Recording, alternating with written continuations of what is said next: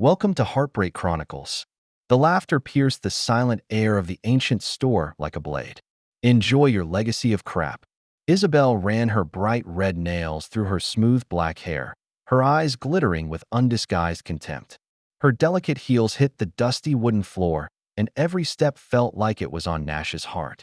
Nash stood silently in the center of the antique restoration store left to him by his uncle Elias, surrounded by seemingly worthless old furniture and tools. Sunlight poured through the dusty windows, illuminating the dust that fluttered in the air. My new boyfriend has a lot of money. And you, Nash, will always be a loser. Isabel moved closer to him, the scent of her perfume tingling his senses as if to remind him of the intimate moments he had shared. Nash just smiled. Thanks. Behind this calm lies a volcano. 7 years of marriage turned to ashes in this moment. He watched Isabel turn and walk away, the sound of her heels fading into the hustle and bustle of the streets of Buenos Aires. He took a deep breath and looked back at the dilapidated store. When Uncle Elias dies, no one expects him to leave the seemingly worthless antique restoration store to Nash. And no one understands why Nash holds this legacy so dear.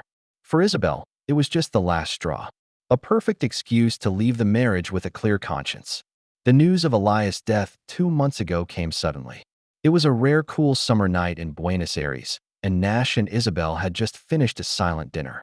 The atmosphere at the table was long past the sweetness and anticipation of a newlywed 7 years ago, and was filled with silence and disconnection. The silence was broken by the ringing of the phone. Nash receives a call from his attorney, Gonzalez, informing him that Uncle Elias has died of a heart attack and left a will designating Nash to inherit his antique restoration store. Your uncle left you a shitty store? Isabel set down the goblet in her hand, her brow furrowed. Is that all he left you? Nash felt a tingle. Though he'd long since gotten used to Isabel's contempt for his profession, it still irked him to hear her talk about the recently deceased Elias in such a way. It wasn't just a store to me, Nash whispered, recalling his childhood days spent in his uncle's store. It was there that he learned how to recognize the grain of wood, how to use ancient tools, and how to bring broken antique furniture back to life. Isabel snorted and got up to leave the table.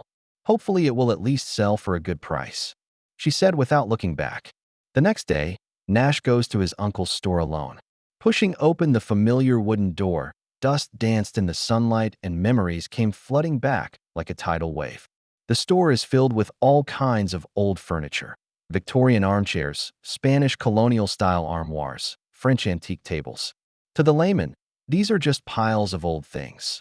But to Nash, each one carries a story and value. Attorney Gonzalez was waiting for him at the store, holding a short will. Mr. Elias' will was simple. The store and everything in it is yours.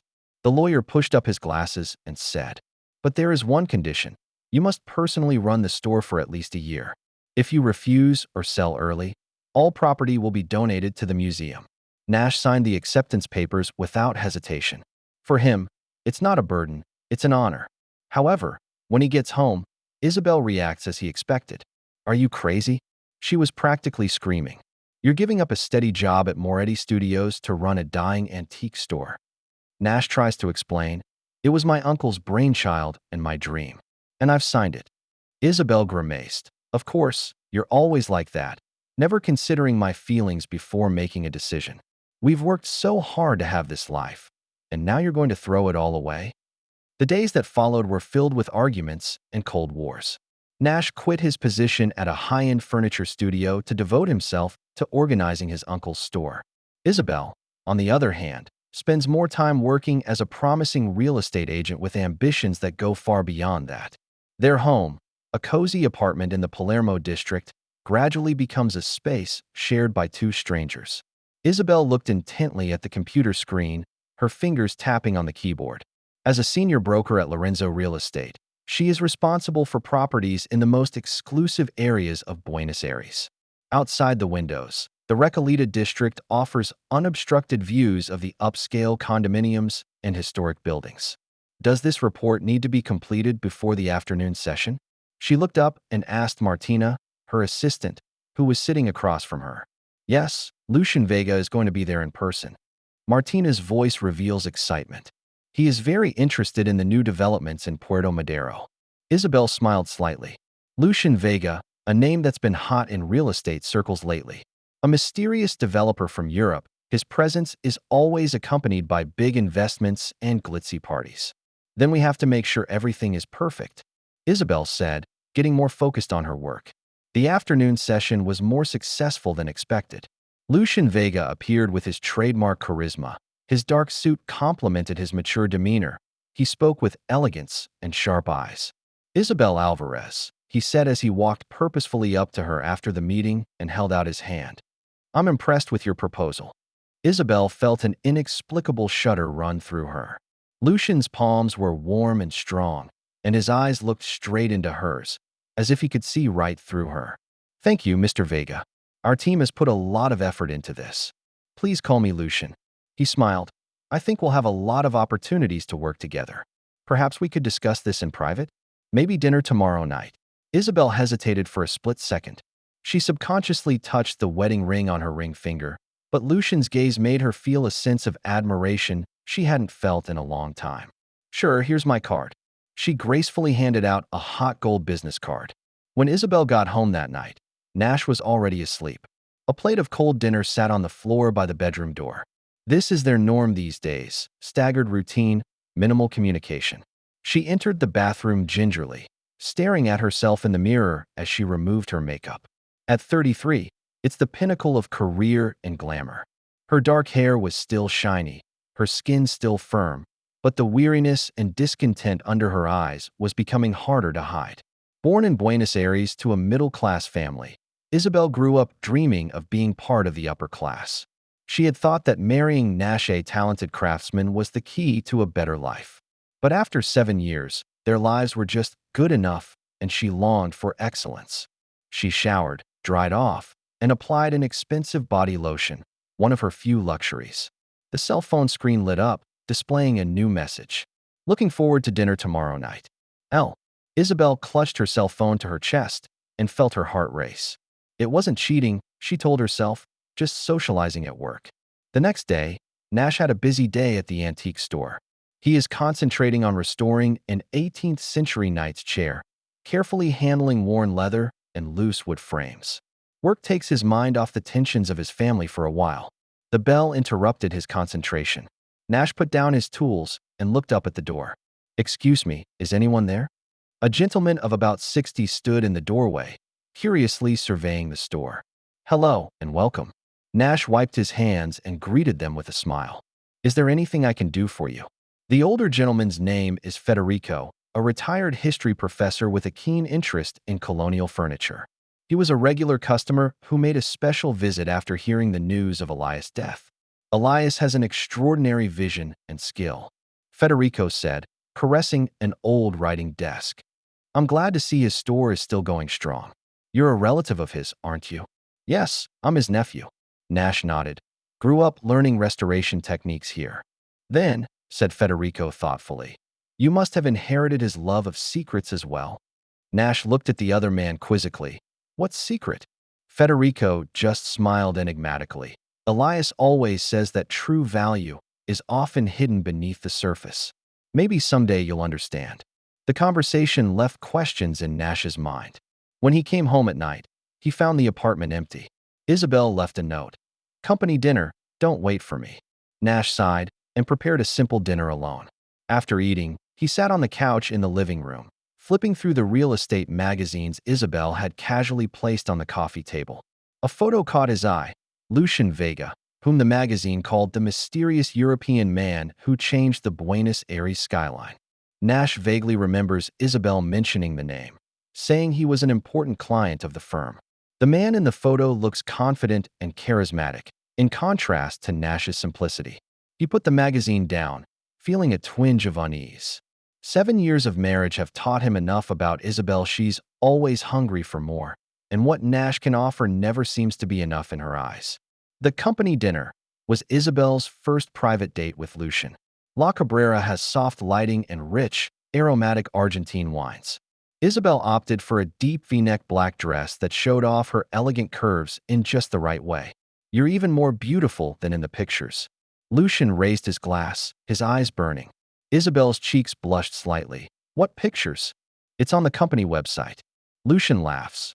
I always investigate people I'm interested in detail. The dinner proceeded pleasantly and excitingly. Lucian talks about his luxury projects in Europe and South America, describing his villa in Madrid and his apartment in Paris. Unlike Nash's reticent personality, Lucian is a good storyteller and brings a worldly perspective to every topic. Why did you choose Buenos Aires? Isabel asked curiously. Lucian's eyes suddenly grew deep, because it's full of undiscovered beauty. Just like you, Isabel. I can tell you don't just belong here. Your eyes tell me you long for the wider world. The words hit Isabel's deepest desires. For years, she'd felt trapped in a small world, and while Nash had never stopped her from pursuing a career, his contentment with the simple life had always suffocated her. You know me well, she responded in a low voice. After dinner, Lucian suggested going to a fancy bar in Puerto Madero. The riverbanks are beautiful at night, and the city lights reflect on the water like another world. A few cocktails later, Isabel felt light and airy. She didn't pull away when Lucian's hand covered hers. I have a proposal. Lucian leaned in close to her ear and whispered, It's not just business. Isabel didn't cross the line that night, but her heart had begun to waver. On the cab ride home, she looked out the window at the flickering lights and felt a wave of mixed emotions as she remembered the figure of Nash who might have been asleep. A text message interrupted her thoughts. Thanks for the company. Tomorrow, my office, to discuss the Puerto Madero project. Just you and me. L. Isabel gripped her cell phone tightly in her hand, both anticipating and dreading what would happen next. Over the next few weeks, Isabel began to work a lot of overtime, traveling on weekends and having conference calls that lasted late into the night. Nash tried asking, but the answers he got were always short and perfunctory. Meanwhile, Isabel's behavior is subtly changing. She started buying more expensive clothes, using higher-end cosmetics, and frequenting beauty salons. Whenever Nash asked, she always said it was a job requirement and that she had to keep up appearances in order to reach high-end clients. One night, Nash proposes a weekend vacation together in the small town of Colonia, Uruguay, as they used to do when they were newlyweds. I'm sorry, honey, I have an important client to be with this weekend. Isabel replied absent-mindedly, not taking her eyes off the screen of her cell phone. That Mr. Vega again? Nash asked tentatively. Isabel's movements paused. Yes, Lucian's project is very important to the company. Lucian. Nash noticed the change in address. You guys seem to be getting along. Isabel looked up with a twinkle in her eye. It's just a working relationship. Don't think about it, Nash. But Nash is really starting to overthink things. He noticed that Isabel always left the house prepared in advance and often came home smelling of a different perfume, sometimes even late at night. One day, while sorting through the laundry basket, Nash finds a restaurant receipt from Isabel's jacket pocket. La Cabrera, a fancy restaurant they only go to for their anniversary. The date was last Thursday, and Isabel told him she had a company meeting that day. It was close to midnight when Isabel got home that night. Nash sat in the darkened living room with only a small table lamp on. You're scaring me, Isabel said in surprise. Why aren't you asleep? Waiting for you, Nash said calmly, placing the receipt on the coffee table. You're meeting at La Cabrera? What a great meeting place. Isabel's expression froze, but she quickly regained her composure. It was dinner with a client. You know my job requires socialization. With Lucian Vega? Nash looked her straight in the eye. Yes, with several other investors. She avoided his gaze and quickly picked up the receipt. I'm tired. I'm going to bed first. Nash didn't stop her, but an inner suspicion had taken root. The next day, he did something he never thought he'd do. He checked Isabel's social media accounts. Although Isabel grew distant from him, she never changed her cell phone password or account password. Maybe it's because she thinks Nash would never actively pry into her privacy. On Instagram, Nash found several photos of Isabel that he hadn't shared recently. Her holding up champagne on the terrace of a fancy hotel. A sunset photo taken in Puerto Madero, the composition of which had clearly been taken for her by someone else. And a photo of just an elaborate meal, with a men's watch blurring in the background. In the comments section, there is a username, LV. The account left a couple of ambiguous emoticons. Nash clicked on the account and found Lucian Vega's iconic avatar. For the next few days, Nash was stuck in agonizing observation. He began to pay attention to Isabel's routines. Overtime on Tuesdays and Thursdays, emergency meetings on Sunday mornings, and mysterious text messages he always received at the same time, which he deleted immediately after reading them. He could have just questioned her, but somehow Nash was afraid to face the truth. Maybe it's because he's still in love with Isabel, or maybe he just doesn't want to admit that his 7-year marriage may be coming to an end. The turning point came on an ordinary Sunday afternoon. Nash was sorting through paperwork at the store when he stumbled across a photo on social media of Lucien Vega holding a tiny blue bag in front of a jewelry store on Posada Street, the most famous diamond ring boutique in Buenos Aires. The photo was posted an hour ago. Almost on a hunch, Nash closed the store and drove home. When he pushed open the door to his home, the sight of the living room struck him like stark thunder. Isabel stood in front of the floor-to-ceiling windows, the sunlight outlining her elegant silhouette. Lucien Vega stood behind her, his hands on her shoulders, his lips on her neck. On the floor was half-opened champagne, and the coffee table was strewn with papers and an open blue jewelry box. Time seemed to stand still. The moment Isabel turned to see Nash, her expression changed from surprise to horror and finally settled on a strange sort of relief. Nash. She opened her mouth, her voice trembling. What a surprise. Lucien, however, seemed calm and collected, even with a provocative smile. I think we've finally met, Mr. Nash. I'm Lucien Vega. Nash never took his eyes off Isabel. I just want to hear you say it. Isabel took a deep breath and straightened her back. I'm not going to lie, Nash. It wasn't an impulse. Lucien and I are in love. Love each other? Nash laughed bitterly. How long have we known each other? 2 months? 3 months? Length of time is not a measure of affection. Lucien interjected, confidently taking Isabel around the waist. I can give her the life you can't. Shut up, Nash said coldly, still looking at Isabel. 7 years of marriage deserves at least an explanation, doesn't it? A flicker of guilt flashed in Isabel's eyes, but it was quickly replaced by determination. We should have ended this a long time ago, Nash.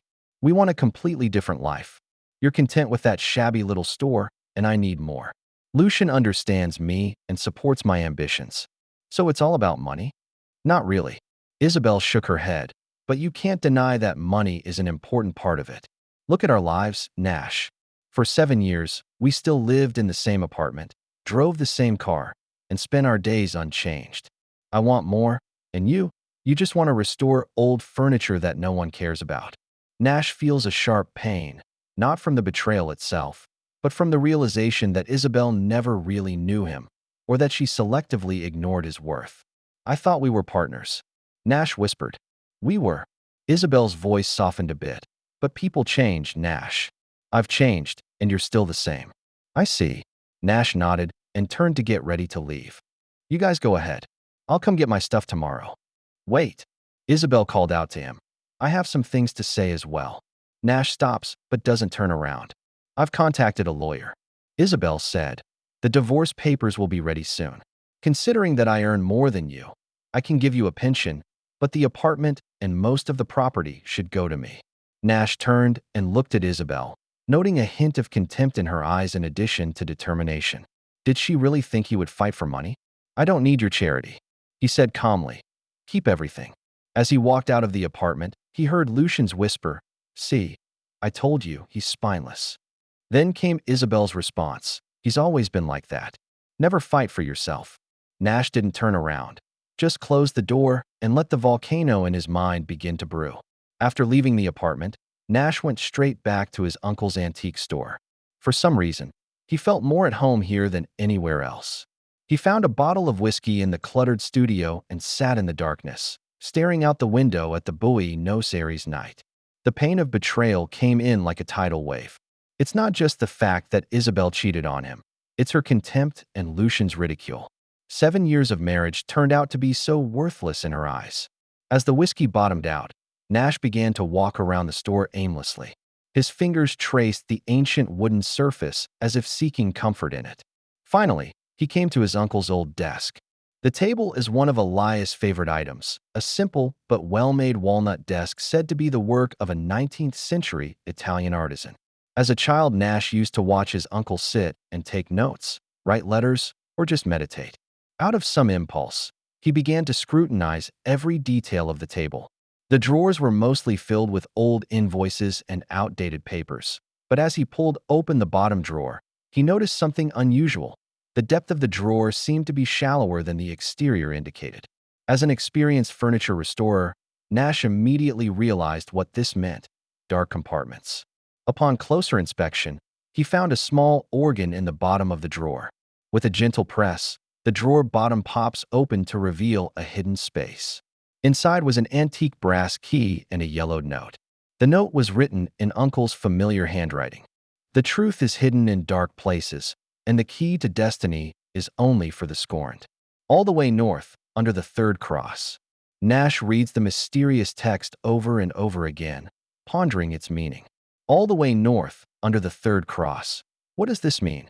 Suddenly, he remembered 3 old wooden crosses hanging on the north wall of the store, decorations from the Spanish colonial period. Nash walks to the north wall and scrutinizes the third cross. It didn't look any different from the other 2, but when he tried to move it, he realized it didn't move at all, as if it was one with the wall. With professional intuition, Nash began examining the walls around the cross. In the course of gently tapping on the wall, he noticed a spot that made a different sound than the rest: hollow. Heart racing, Nash began to look for possible entrances. Eventually, he found a slightly raised board in the corner. With a gentle push, a small hidden door was revealed, with an ancient lock hole that just fit the brass key in his hand.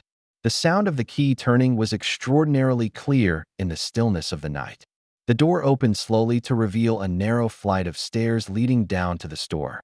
Nash picked up his flashlight, took a deep breath, and stepped onto the steps. The stairs led to a hidden basement, much larger than he had expected. The light from the flashlight illuminated the amazing sight. The entire space was set up like a small exhibition hall with dozens of pieces of beautiful antique furniture. Each one has been carefully wrapped and protected and is clearly a carefully restored treasure. A thick, leather-covered notebook sat on the center table. Nash turned to the first page and saw his uncle's handwriting. "To my dearest nephew Nash, if you are reading these words, then I think you have discovered my most precious secret. These collections have been my life's work, and each one has a unique history and value. Most of them come from the colonial period in Argentina and South America, and were collected and restored by me from abandoned haciendas, auctions, and remote areas. I know you're wondering why I've never mentioned this collection to anyone, even you. The reason is simple: human nature. I find that wealth often reveals people's truest nature. That's why I choose to wait and let time validate those who surround me. As for why you, Nash, I've seen the pure love of the craft in your eyes since you were a kid. For you, a piece of furniture is not just a combination of wood and paint, but a testament to history and the spirit of craftsmanship. This sense of appreciation is my most cherished quality. This collection belongs to you now, but remember, the real value is not in their market price, but in the stories and skills they carry. Use them to create the life you want, but never forget what made you first fall in love with the craft. And, my dear nephew, be wary of those who see only price and not value. They will eventually betray you, just as they betrayed their own souls. Love always, Uncle Elias." Nash felt a wave of vertigo as he read the letter. He looked around the room, this time examining the collection with a more professional eye. Even in the dim light, he recognizes several highly prized pieces of colonial furniture: an 18th century Brazilian mahogany dining table and chairs, a Spanish-style cabinet, several Andean-style armchairs with fine carvings. As an industry expert, Nash immediately realized that the collection could be worth millions of dollars, far more than the entire fortune he and Isabel had amassed during their marriage. He sat in the center of the basement, surrounded by his uncle's treasures, recalling Isabel's words and contemptuous looks today. A thought formed in his mind: his uncle was right. Wealth does expose human nature. And now fate had given him a chance to prove it. Sitting in the darkness of the basement, a small smile appeared on Nash's lips. Instead of the usual gentleness in that smile, it carried a sense of determination and calmness. "All those who mock me will soon be on their knees begging for mercy," he whispered, his voice echoing in the empty basement. This was no longer the person he knew himself to be, but at the moment, Nash didn't care. Betrayal changes everything, and this hidden treasure will be the starting point for his revenge. The first rays of morning sunlight poured in through the narrow vents of the basement, waking Nash from his brief sleep. He leaned back in an old armchair and looked around at the treasures, confirming that last night's discovery was not a dream. For the next week, Nash ostensibly played the role of the injured husband. He moved out of the apartment, taking only a few personal belongings with him, convincing Isabel and Lucian that he was powerless to contest any of his possessions. At the same time, he began spending more time in his basement, carefully documenting each item in the collection and researching their history and value. In his uncle's notes, he found detailed source records, restoration processes, and valuation information. There are some real rarities, such as a set of 18th-century parlor furniture from the Argentine viceroy's residence, thought to be lost, and several hand-carved pieces from colonial Peru. But the most shocking discovery for Nash is another notebook left behind by Uncle Elias, recording his observations of Nash's marriage. 5 years earlier, Elias had noticed Isabel's dissatisfaction and ambition in her words and actions. The last page of the notes reads, "My dear Nash is too trusting to see certain people for what they are, but I'm sure time will reveal all. This collection will be a mirror to the truth of humanity." Nash closed his notebook with mixed emotions. Uncle seems to have foreseen Isabel's betrayal, and the hidden treasure is somehow an elaborate ordeal. As the days passed, Nash began to conceptualize his plan. This is not only to avenge Isabel and Lucian's betrayal, but also to prove their worth, as well as to make them realize the meaning that everything they've despised actually holds. The first step is to ensure legal infallibility. Nash makes an appointment with an attorney named Ramirez, a friend of Elias from his life with expertise in antiques and art law. Ramirez's office is located in the old town of Buenos Aires, with the historic Plaza San Telmo outside its windows.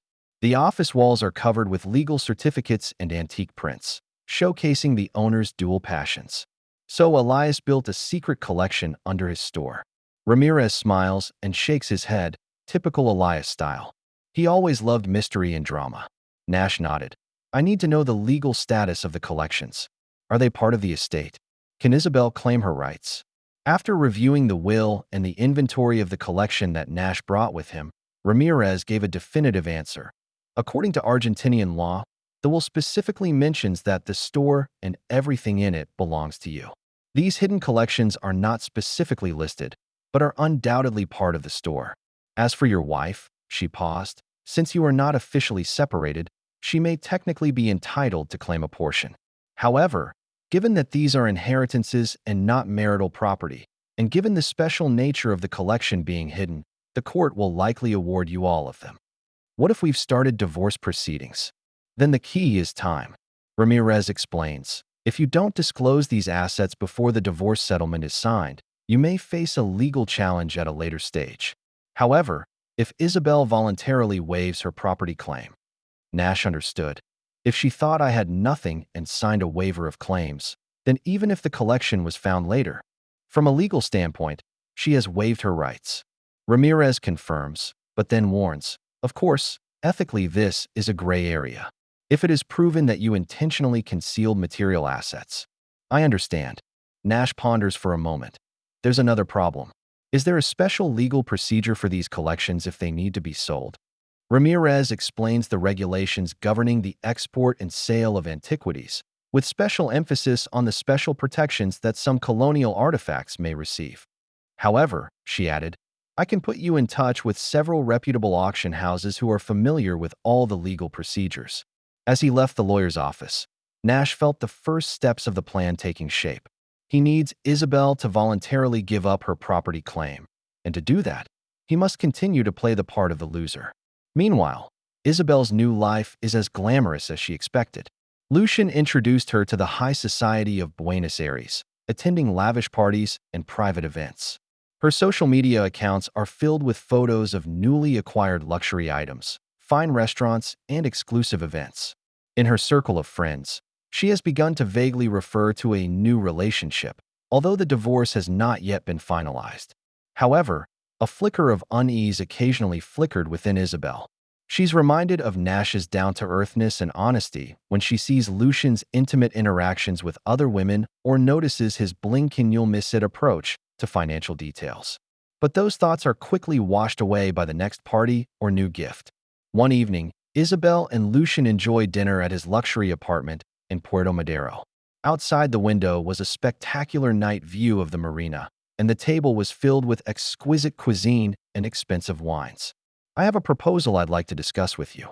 Lucian elegantly wiped the corners of his mouth. About my new project in Recoleta. Isabel looked up curiously. What project? A luxury apartment complex. Excitement sparkled in Lucian's eyes. The location is excellent and the design is superb. The pre-sale phase can yield substantial returns. Sounds great. Isabel smiled. Can I help promote it? It's not just that I'm thinking about. Lucian pulled out a nice investment proposal. I want you to be an investor. It's a rare opportunity with a return of at least 30%. Isabel flipped through the plans, intrigued by the gorgeous renderings and impressive financial projections. But when she saw the amount of investment required, she hesitated. It's quite a lot of money. I know. Lucian took her hand in his gaze sincere, but it's also my trust in you. Not everyone gets that opportunity. Just think. In a year's time, your investment will have increased in value by at least 1/3. Isabel bit her lip. I need to think about it. It may mean I need to dip into most of my savings or even sell the condo. Of course, dear. Lucian smiled tolerantly, but don't take too long. Such opportunities are fleeting. Other investors are already lining up. On the way home, Isabel's thoughts were racing. Investing in Lucian's project seemed like a great opportunity, but it also meant betting almost all of her money. To complicate matters, her divorce proceedings with Nash are still ongoing. The next day, she made an appointment to see her attorney. From a legal standpoint, the attorney explains, if you want to finalize the divorce as quickly as possible and retain the largest share of the property, the easiest way to do that is to get Nash to drop the claim. Considering his finances and attitude, that shouldn't be too hard. Isabel nodded in agreement. He has stated that he will not contest any property. The lawyer looked a little hesitant. It's a little out of the ordinary. Often, even the most peaceful divorces involve some negotiation. He really doesn't want a penny? Isabel sneered. All he cares about is that rundown antique store. Other than that, he doesn't seem to have any attachment to material things. Then, counsel suggested, we can draft a full waiver of property claims. Once he signs off, you'll have complete freedom to dispose of your assets, including the apartment and all joint accounts. Immediately after leaving her attorney's office, Isabel contacted Nash and asked him to meet to discuss the details of her divorce. Isabel was already waiting when Nash walked into the cafe, a half-empty latte and a stack of papers in front of her. She was well-groomed today, wearing an expensive designer suit, her hair perfectly coiled at the back of her head, and her whole persona exuded confidence and superiority. Thanks for coming. Isabel gestured for him to sit down. I think we'd both like to resolve this as soon as possible. Nash nodded, noting that the wedding ring on her hand that had once represented their commitment was gone, replaced by a new ring encrusted with diamonds, obviously a gift from Lucian. Here are the divorce papers. Isabel pushed over the pile of papers. The basic terms are simple. The apartment goes to me, we split the joint account, and you keep your uncle's store. Considering your previous attitude, the attorney drafted a complete waiver of property claims. Sign it, and we can go our separate ways. Nash flipped through the papers slowly, his expression so calm it made Isabel a little uneasy. What's wrong? She asked, slightly defensively. You changed your mind? Nash looked up and locked eyes with her. No. Just thinking about the 7 years of marriage that ended up condensed into these pages. Isabel's expression softened for a moment, but quickly regained her composure. We all need to move on, Nash. I've started a new life, and so should you. You look happy, Nash said softly. The comment caught Isabel a little off guard. She had expected to be confronted with anger, resentment, or pleading, but not this calm acceptance. Yes, I'm happy, she replied hesitantly. Lucian has given me a new possibility. How's his investment program coming along? Nash's question was like a knife straight to the heart. Isabel's eyes widened. How do you know this? Small cities, rumors abound. Nash shrugged. I heard he was looking for investors. Isabel scrutinized him warily. That has nothing to do with you. Sure. Nash picked up a pen and quickly signed the divorce papers. Good luck, Isabel. I hope you find everything you're looking for. Signing the last of the papers, Nash got up and prepared to leave. Wait. Isabel called out to him, an imperceptible shake in her voice. That's it? No retention, no fight. Nash turned back, a hint of a smile she'd never seen before on his face. Why hold back someone who doesn't love me? Why fight for false feelings? You've made your choice, Isabel. I respect it. He left the cafe, his pace firm, his back looking unusually erect in the sunlight. Isabel watched him go away, feeling for the first time a twinge of uncertainty. Where's the mild-mannered, retiring Nash gone? Why was his calmness so disturbing to her? She shook her head, pushing those thoughts away. The papers have been signed, and the divorce proceedings have officially begun. Soon, she's able to devote herself fully to Lucian's world, including his mind-blowing investment program. Nash returns to the antique store and goes straight into the underground collection room. After nearly 2 weeks of research and contact, he has developed a clear understanding of the market value of each item in the collection. Some of these particularly valuable pieces of colonial furniture can fetch amazing prices on the international market. He picked up the phone and dialed attorney Ramirez's number. The agreement has been signed. She waived all property claims. Very good, Ramirez replied. Then we can start the next step. The auction house people wanted to view some of the collection in person. They were particularly interested in that governor's mansion furniture. Schedule it for tomorrow afternoon, Nash says. Also, any results from the investigation about that real estate developer? On the other end of the line, Ramirez's tone became serious. Yes. My friend found some leads at the FRC. Your guess is right. Lucian Vega's finances are not as glamorous as they appear.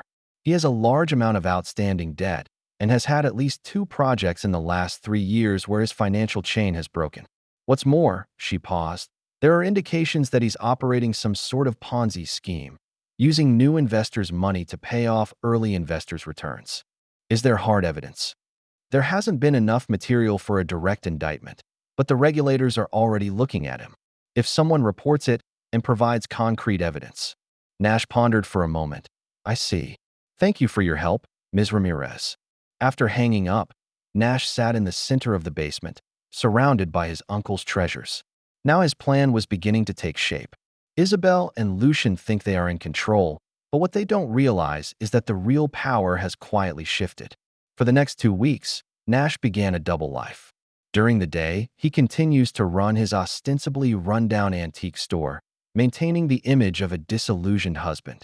In the evenings, he receives representatives of antique dealers and auction houses from various countries in his secret collecting room and begins to gradually sell a few select items from his collection.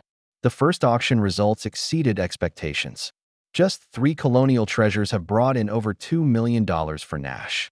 The money was properly deposited into a newly opened offshore account, completely out of his and Isabel's joint estate. Meanwhile, Nash gets more information about Lucian through a lawyer friend. He discovered that Lucian's company had a complex structure, was in debt, and had serious financial problems with multiple projects. More critically, the new projects he is promoting in the Recoleta district have disputed land ownership, and many of the promised building permits have yet to be obtained. Nash had his attorney set up a meeting with a professional investigative firm. Under a strict non-disclosure agreement, he entrusted them with an in-depth investigation into Lucian's business practices, and in particular all the details about that Recoleta project. 3 days later, the investigation report came out. The results were shocking but expected. Lucian's program was essentially an elaborate scam. He used flashy promotional material and exaggerated promises of returns to lure investors. But in reality, most of the money was used to pay off early investors and maintain his lavish lifestyle. Nash looked at the report and pondered his next move. Reporting directly to law enforcement is one option, but that could lead to Isabel being implicated in legal trouble as well. Despite her betrayal of him, Nash still doesn't want her to face possible criminal charges. He needs a more precise plan, one that will expose Lucian for what he is, while giving Isabel a way back. In the light of the basement, Nash begins to draft his plan for revenge. Isabel stood in front of the mirror, straightening the folds of her evening gown. Tonight is the pre-sale launch of the Lucian project, and many potential investors and celebrities will be in attendance. As his date and early investor, she needs to make the perfect appearance. Are you ready, honey?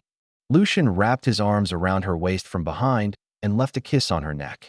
His look tonight was perfect as always, his dark blue tailored suit complementing his sophisticated charm. Almost done. Isabel smiled in response, but inwardly there was a twinge of unease. Last week, she had sold her apartment and invested almost all of her savings in Lucian's project. Despite Lucian's repeated assurances that it was a perfectly safe investment, betting her entire fortune that still made her nervous. The launch took place on the top floor of a five-star hotel in the Puerto Madero district. The venue is elegantly decorated, with a large screen displaying 3D renderings of the project and waiters shuttling between them offering champagne and exquisite canapes. Lucian was a fish out of water in the center of the room, chatting with each guest and exuding unquestionable confidence and charisma. This is the most promising project our company has ever undertaken. The lot is in a prime location in Recoleta. The design was done by a top Milanese architect, and all permits have been approved, he told a group of investors. We expect completion within 18 months, with returns conservatively estimated at over 35%. Isabel chimes in with a smile, but notices a familiar figure standing in the corner, Ms. Ramirez, Nash's lawyer. The moment their eyes met, Ramirez gave her a meaningful smile before turning and disappearing into the crowd. The sense of unease in his mind increased. Isabel makes an excuse to leave Lucian's side and follow Ramirez's direction, but the lawyer is nowhere to be seen. When she was ready to return, an attendant handed her an envelope. I was asked to give this to you, Ms. Alvarez. Isabel opens the envelope, and inside is a note and a flash drive. The note reads, "If you are concerned about your future, please review the contents of this flash drive in private. A person who cares about you." Curiosity mixed with apprehension, Isabel found a quiet corner and plugged the flash drive into her phone's adapter. There was only one folder inside, titled Lucian Vega, The Truth. The folder contains a wealth of documents and photographs, financial statements for Lucian's companies, showing heavy losses, multiple lawsuits against him alleging fraud and breach of contract, authentic documents from the Recoleta project, showing that many key permits have yet to be obtained, and that even the land ownership is in dispute, and most shocking of all, intimate photos of Lucian with other women, dated to show they all post-date the start of his relationship with Isabel. Isabel felt a wave of vertigo. She looked around and realized that the launch was still going enthusiastically and investors were enthusiastically signing subscription agreements. Lucian stood in the center of the crowd with a confident smile on his face, the complete picture of a successful businessman. At this moment, Isabel feels as if she is standing at the junction of two worlds. One is the gorgeous illusion that Lucian has carefully constructed, and the other is the harsh reality that this flash drive reveals. She needs to make a choice. Nash sits in an antique store, organizing his recent accounts. Since starting to sell the collection in his basement, his finances have changed drastically. While most of the antiques remain, the few treasures that have been sold have brought him enough money to start a new life. The ringing of the store door interrupted his thoughts. Looking up, Nash was surprised to find Isabel standing in the doorway, her face tired and her eyes complicated. "Can I come in?" she asked, her voice no longer carrying its usual confidence. Nash nodded and put down the paper in his hand. "Have a seat. Would you like something to drink?" Isabel shook her head and settled into an old armchair. She looked around as if she was really looking at the store for the first time. "I received a flash drive." She cut right to the chase. "About Lucian." Nash's expression remained unchanged. "Content. You know what it is." Isabel stared at him intently. "You gave it to me, didn't you?" "It's not who sent it," Nash responded calmly. "But whether the content is true or not, that matters." Isabel took a deep breath. "I verified some of the information. The land permits are indeed questionable, and several early investors have sued him." Her voice quivered slightly. "I put almost all my money into it, Nash. That includes the money from the sale of the condo." Nash watched her. "What do you want, Isabel? Sympathy? Suggestions? Or money?" The blunt question froze Isabel. She opened her mouth to retort, but ultimately just lowered her head. "I don't know," She answered honestly, "It might just be, need to tell someone. Someone who knows me." Nash was silent for a long time, then stood up, poured 2 whiskeys, and handed her one. "Tell me the details." Isabel began to confide as if she were relieved. She describes how she was attracted to Lucian's charm and commitment, how she gradually became emotionally and monetarily invested, and the shock and horror of discovering the truth. "What's ironic," she said bitterly, "is that I left you in pursuit of a better life, and I may end up losing even what I had." Nash gazed at the amber liquid in his glass. "Did you contact the police?" "No." Isabel shook her head. "If the project is investigated, I could lose my investment altogether. And I'm not sure I'll face legal problems as well. You should contact a good lawyer." Nash advises, "Protect yourself before things get worse." Isabel looked up at him with a glimmer of hope in her eyes. "Will you help me, Nash?" Nash set his glass down, his gaze firm. "We're not mates anymore, Isabel. You betrayed me and chose him. This is a consequence of your choices." Isabel's expression changed from hopeful to hurt, and then anger. "So this is your revenge? Watching me have nothing?" "No," Nash replied calmly. "I didn't plan Lucian's scam. That's his own behavior. I'm just making sure the truth surfaces." Isabel stood up in frustration. "I would have thought. Forget it. Sorry to bother you." She turned to leave, but was stopped by Nash's voice. "Wait." Nash removed a business card from a drawer. "Contact this lawyer. Tell her I recommended it. She will give you the best legal advice and help you recover some of your losses if possible." Isabel took the card with a complex twinkle in her eyes. "Why are you helping me?" "Because no matter what you've done, I don't want to see you behind bars," Nash said sincerely. Isabel nods and carefully places the business card in her bag. When she looked up again, her eyes fell on a painting in a corner of the store, a colonial landscape, too fine to be an item that would be found in such a small store. The painting, it's special. She stepped closer and looked closer. "Doesn't look like something you usually fix." Nash didn't answer, but Isabel's eyes had already begun to wander around the store, noticing more details: a few well-made chairs, a simple-looking but extremely elaborate cabinet, a few decorative items of obvious value hanging on the walls. "Nash," she turned to him slowly, the doubt in her eyes fading to shock. This is no ordinary antique, is it?" Nash remained silent, but the look on his face told Isabel she'd guessed right. You have money." Her voice was almost a whisper. "Collectors are willing to pay very high prices for true treasures," Nash ultimately said, "especially the colonial furniture that has historical significance."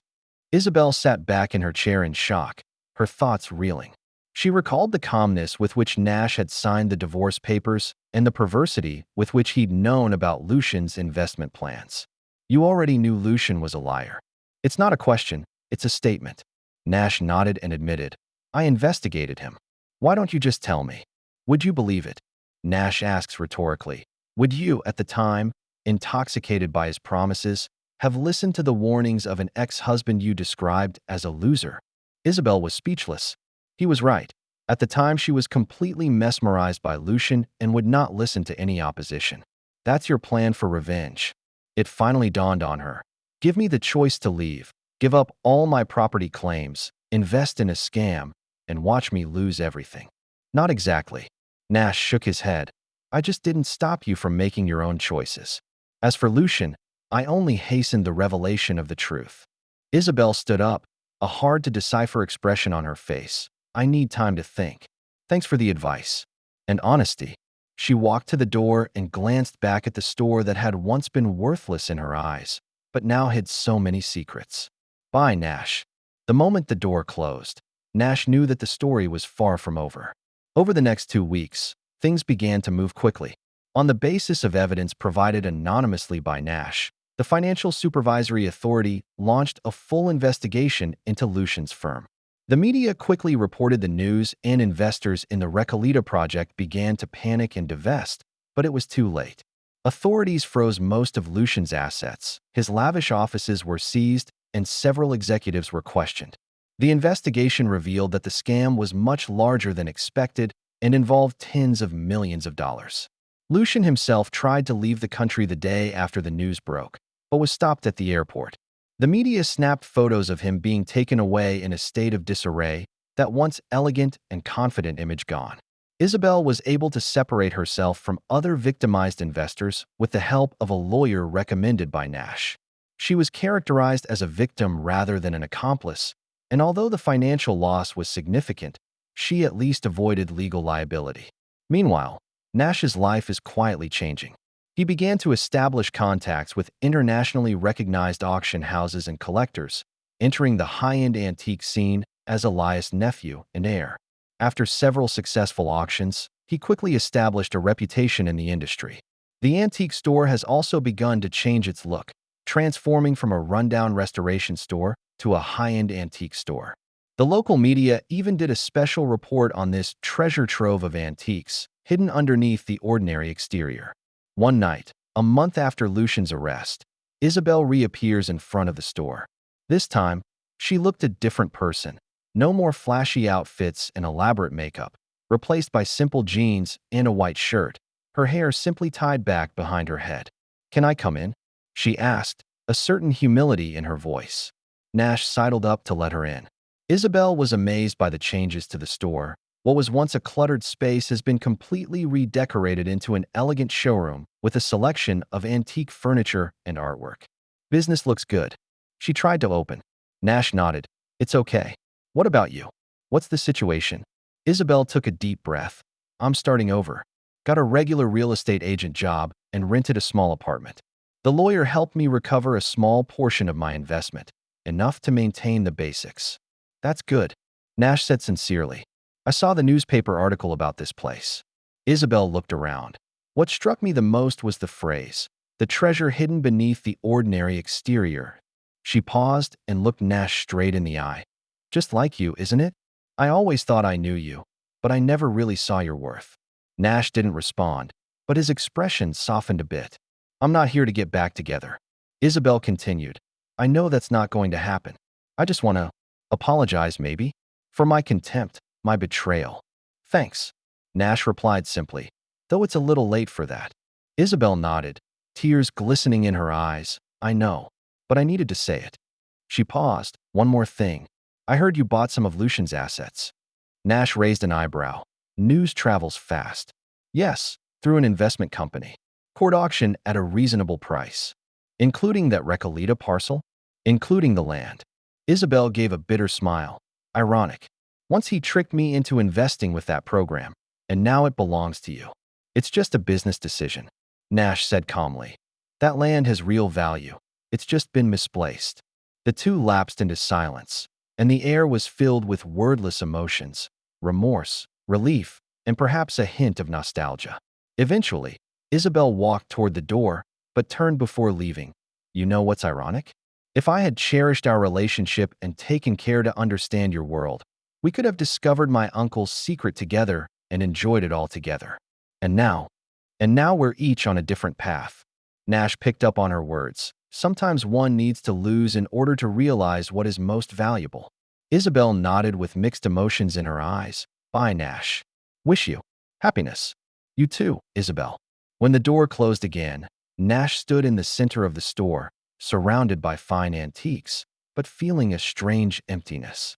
The sweetness of revenge begins to fade, leaving behind thoughts of the future. 3 days later, a sudden turn of events upsets the balance of everything. Nash is in the basement organizing the remaining collection for a private auction next week. The bell rang, and he hurried upstairs, assuming that the client who had made the appointment had arrived early. In front of the store stood Isabel, looking nervous, hands trembling. "I need to talk to you." Her voice was urgent, very urgent. Nash frowned but let her in. "What happened?" Isabel looked around anxiously to make sure they were alone. "It's about Lucian. He escaped." "What?" Nash asked in shock. "How is that possible? Isn't he in custody?" "He was granted bail," Isabel explains. "Apparently, he still has hidden resources. His lawyers managed to convince the judge that he was not a flight risk. But this morning, police found his electronic surveillance ankle bracelet cut off and the apartment empty." Nash pondered for a moment. "What does this have to do with you? Why so nervous?" Isabel bit her lip. "Because he messaged me. He says he knows who reported him and who bought his assets. He threatened retaliation." Nash looked at her in shock. "What did he contact you for?" I don't know. Isabel almost cried. Maybe he thought I would help him? Or just trying to scare me? She grabbed Nash's arm. I'm scared, Nash. Nash was just about to respond when the doorbell rang again.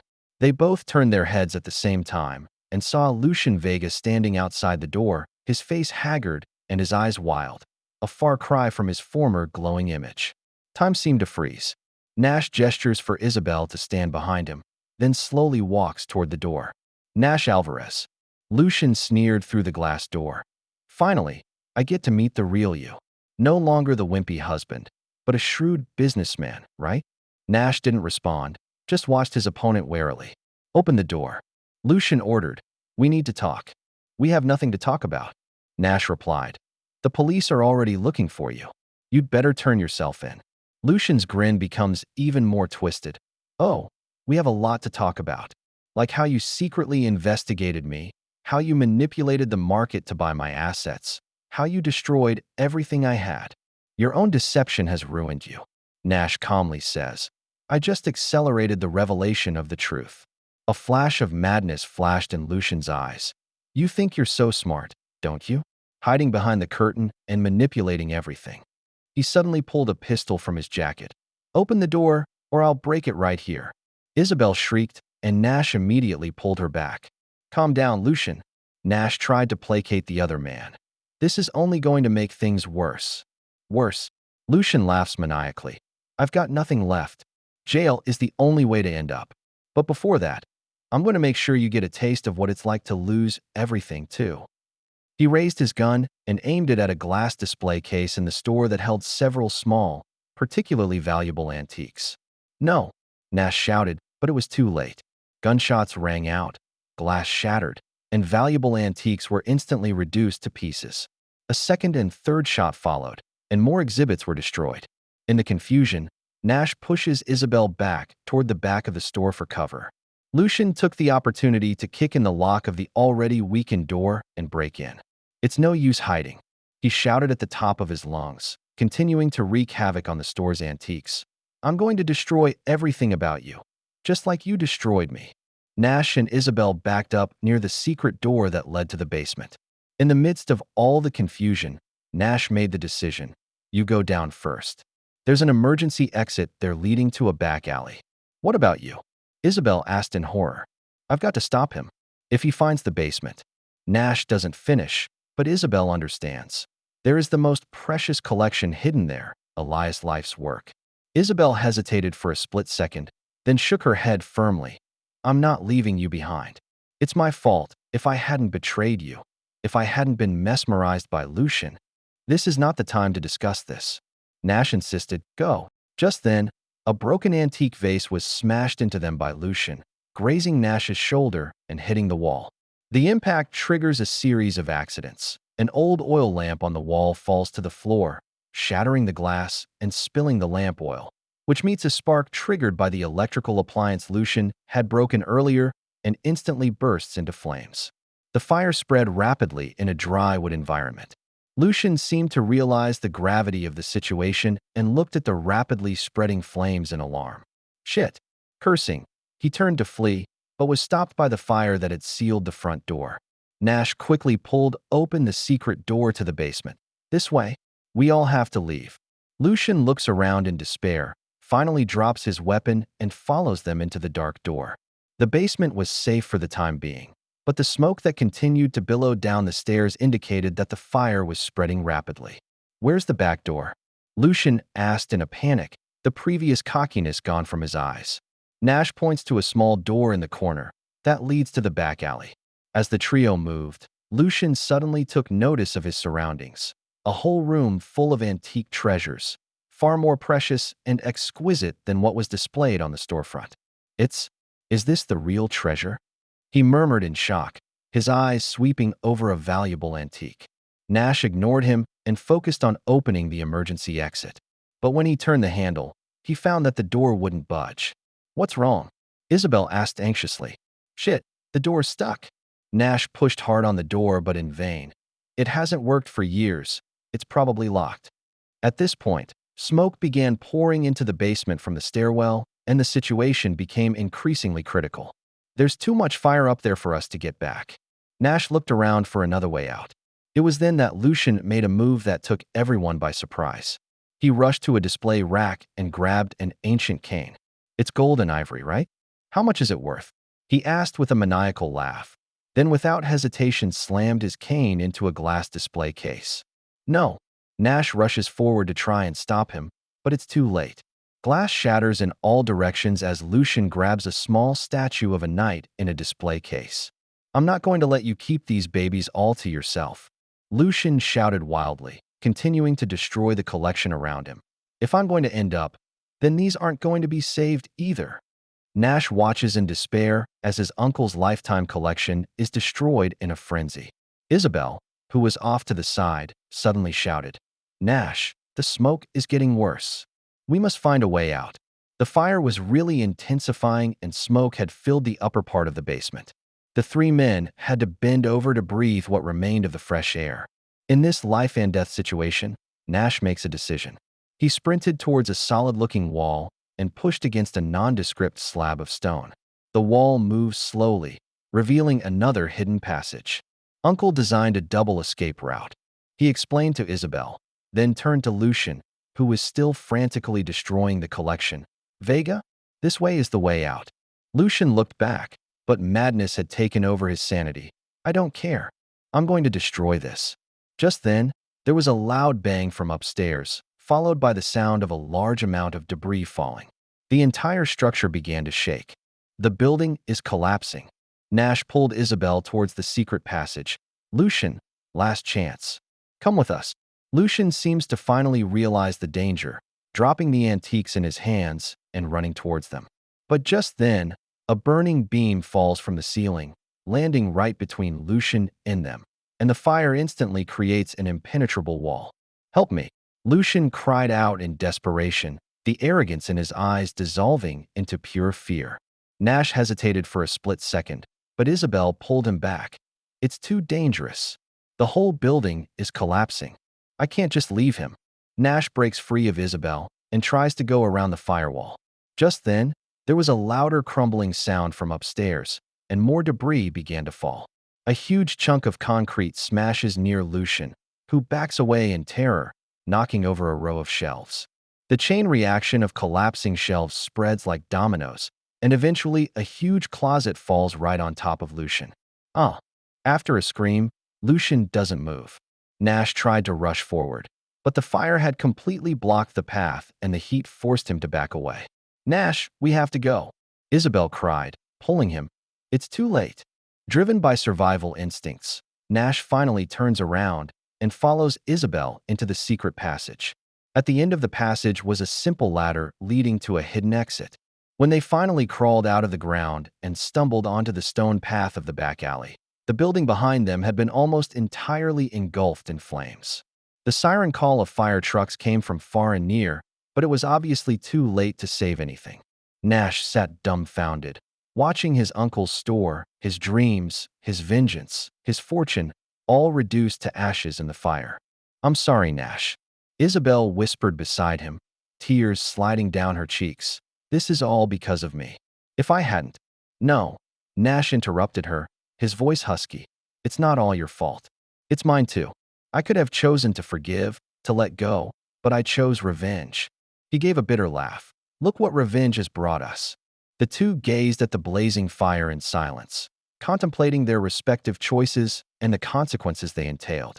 3 months later, a sunny afternoon. The old store site has been cleared and only an empty lot remains. Lucian's body was found in the rubble and his death was ruled an accident. Although Nash and Isabel were interviewed by the police as eyewitnesses, they were quickly excluded from the investigation given Lucian's state of mind and criminal behavior at the time. Isabel finds a new job at a small real estate company and begins to rebuild her life.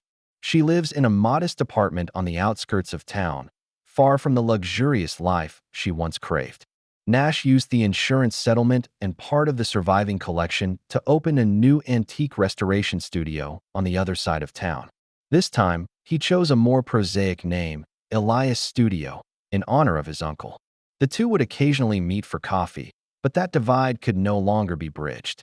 Too much betrayal, too much hurt, too much remorse for them to go back to the way things were.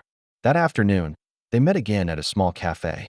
I'm leaving Buenos Aires, Isabel said softly. I accepted a job offer from a company in Cordova. Nash nodded. New beginnings are good.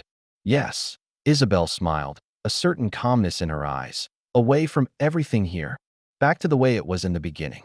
They sipped their coffee in silence, each lost in their own thoughts. You know, Isabel finally spoke up. I've often wondered if I hadn't been so eager to pursue the so-called better life in the first place, if I could have valued what we had. If I hadn't been so obsessed with revenge, Nash picked up on her words. If I could have just told you the truth about Lucian instead of waiting to see you fall.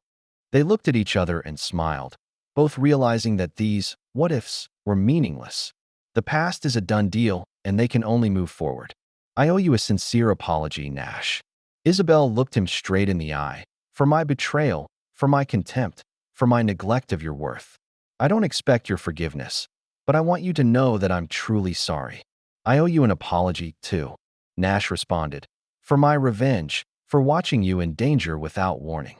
The two fell into silence again, but this time it was a comfortable silence, as if some kind of burden had finally been lifted. What about the future? Isabel asked. Nash looks out the window as the sun pours down on the streets of Buenos Aires. Get on with life. Remember the lesson. Try to be a better person. Isabel nodded and said softly, I hope that in our next life, if there is one, we can do better. They clinked their cups for the last time, the sound of coffee cups gently touching like the end of an era. Nash walks back to the studio, contemplating the significance of the journey. He lost his marriage, his uncle's collection, and almost lost his moral fiber. But he also learns a valuable lesson, that the pain of betrayal is not eased by revenge, but can lead to greater tragedy. As he opened the door to his new studio and the sun shone into the austere space, Nash felt a strange sense of calm. A picture of my uncle hung on the wall next to the yellowed note, framed in a simple frame. The truth is hidden in dark places, and the key to destiny is only for the scorned.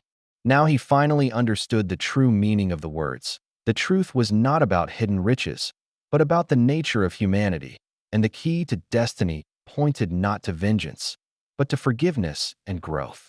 Nash picks up an old piece of furniture awaiting restoration and brushes his fingers over its weathered, yet still sturdy, structure. Like this piece of furniture, life is full of cracks and wear and tear, but the possibility of repair is always there. Maybe that was the lesson his uncle really wanted to teach him. That's the end of today's story. For more captivating tales, hit subscribe and never miss an episode.